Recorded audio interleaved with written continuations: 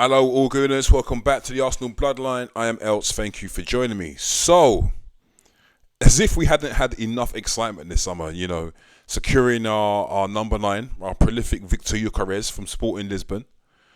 Then we signed the mercurial talent, the wizardry of Eberechi Eze, and the dramatic fashion in which we did that.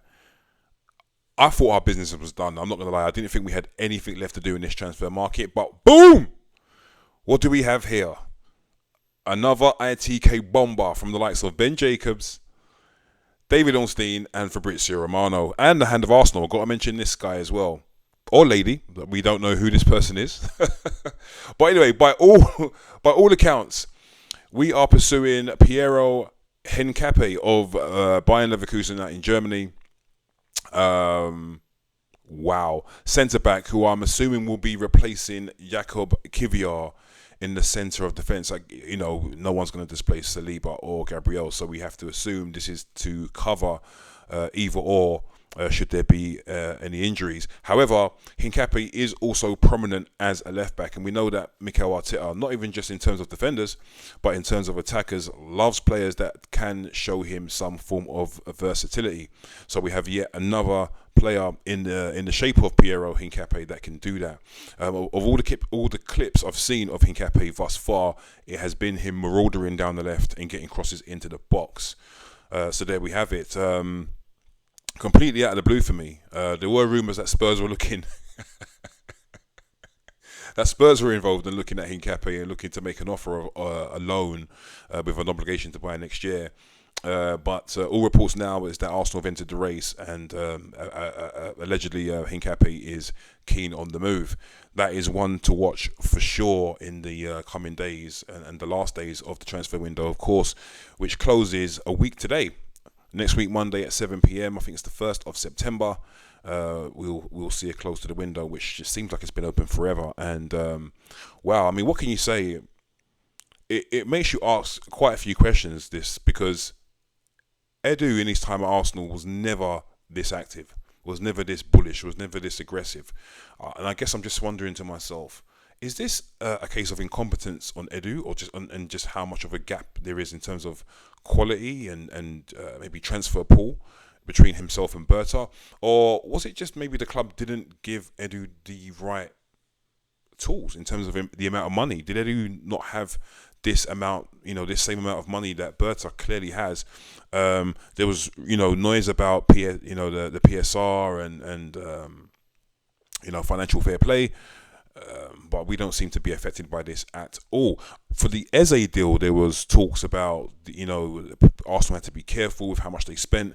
Of course, we all know that we went and spent that money without blinking an eyelid, and now we are prepared to spend up to, again, another 60 mil. There is a caveat to that, though.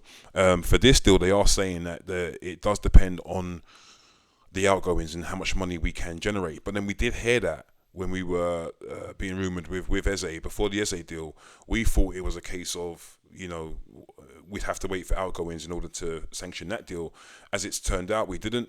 But now that's being said again, that in order for us to push through this deal for Hincapie, we need to make some sales. Now, with that said, the players that seem most likely to leave the Arsenal in the next few days is the likes of Jakub Kiwior, as I mentioned earlier, which is such a shame for me because he's equipped himself very well, particularly at centre-back whenever he's needed to come in. And he had such a thorough time in the team towards the end of the season last season that I was hoping that he would stay. But of course, footballers are footballers. They want to play, and he knows that his time at Arsenal his playing time at Arsenal will be limited. So unfortunately, we're going to probably have to move him on for his sake more than anything else. Some of the reports are saying 20 million for Kiwior. I think that's criminally undervaluing Kiwior, considering we paid about 25 million for him. Only selling him for 20 mil would leave a bitter taste in my mouth, and it would also demonstrate again that at selling players, we are not the best when it comes to getting true value for the players that we have. I think that would be quite an interesting facet of Berta's abilities as a football director, in terms of, would that change? Would we see maybe better value for the players that we're letting go? And in the case of Jakub Kiwior, it wouldn't appear to have kicked in just yet, because I think that is Yeah, that would leave me disappointed if we only got 20 million. I'd love for someone at the club, someone in the football world, to be able to just break it down to me as to why we're so poor, or why we seem to struggle to get true value for our selling assets. 20 million for Kivior for me is criminal. Away from Jakub Kivior, there is Zinchenko, who's not featured in this season much. Didn't feature much in pre-season either, and it seems stamped on that he will be leaving the club as well. We've heard all kind of rumours regarding Zinchenko, Galatasaray, Fenerbahce, some Italian clubs as well, supposedly looking at him, but I don't think there's been anything concrete yet. But although he is someone definitely that I expect to be leaving the club in the next week or so. Of course, as well, there is Reiss Nelson.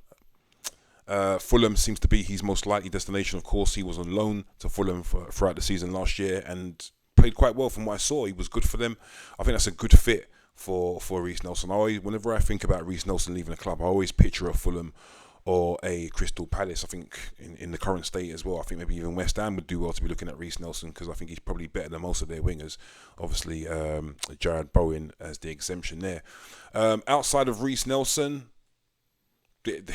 there is this big sort of elephant in the room, which is Gabriel Martinelli. I've spoken about him loads since we started this channel. I think he's probably been the player we've spoken about the most, actually. A possibility, there's again these little rumours about a bid coming in from Saudi. There was big rumours last week that there was an offer on the table for Martinelli, which was up to the value of 80 million, which I think the club would probably find too hard to turn down for Martinelli, an out of form Martinelli at the moment. I mean, who knows? I guess again we'll see what these 7 days bring. But I wouldn't be completely shocked if Martinelli left his club in the next 7 days as well. The two other players, very obvious as well, is Lokonga.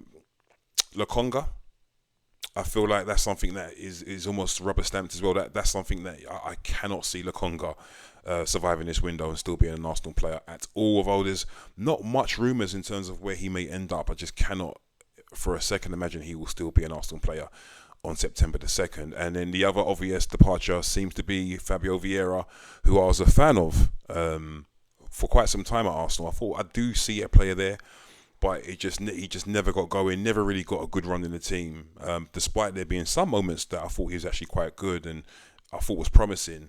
It just hasn't worked out with the Arsenal. He's clearly out of favour.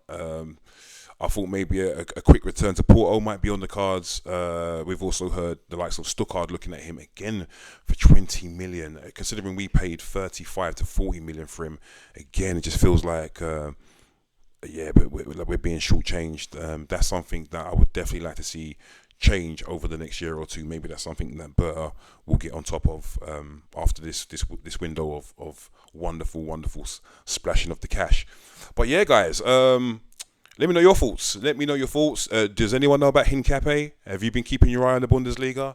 If so, tell me what his best attributes are. Is he quick? How strong is he? Does he contribute with goals? Does he have a good delivery in terms of his crossing?